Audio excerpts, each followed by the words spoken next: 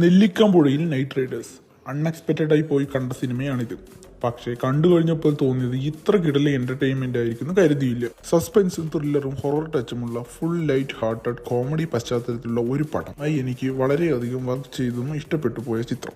Mathew Thomas, Meenakshi Unnikrishnan, Sarath സഭ, റോഷൻ, ഷാനവാസ് പ്രധാന കഥാപാത്രങ്ങളായി വന്ന ഏറ്റവും പുതിയ സിനിമയാണ് ഇത്.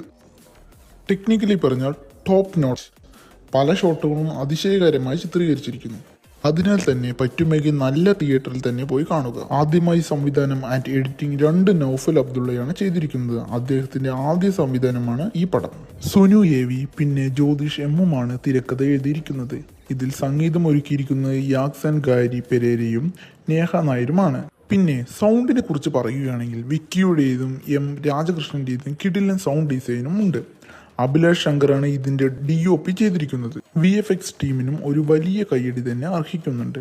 2 മണിക്കൂർ 5 മിനിറ്റാണ് പടത്തിന്റെ ഡ്യൂറേഷൻ വരുന്നത്. എല്ലാവരും അവരവരുടെ റോളിൽ ശരിക്കും ജീവിക്കുകയായിരുന്നു. മാത്യു തോമസ് പുതിയ ലുക്കിലും വ്യത്യസ്ത റോളിലുമാണ് വന്നത്. പിന്നെ ആക്ഷനും ഭംഗിയായി കൈകാര്യം ചെയ്തു. Villain literally അഴിഞ്ഞാടുകയായിരുന്നു.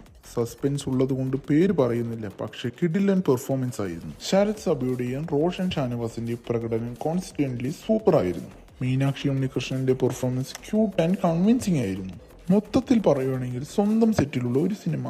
സംവിധാനം, camera, sound, action, comedy, horror എല്ലാം സിങ്കായി വർക്ക് ചെയ്തിട്ടുണ്ട്. തിയേറ്ററിൽ കാണുമ്പോൾ കിട്ടുന്ന ആ ഫുൾ സാറ്റിസ്ഫാക്ഷൻ ഫീൽ ഗ്യാരണ്ടീഡ് ആണ്. തികച്ചും അടിപൊളി ഒരു സിനിമ. അപ്പോൾ ബൈ ഫ്രം വിപ്രേലിയൻ.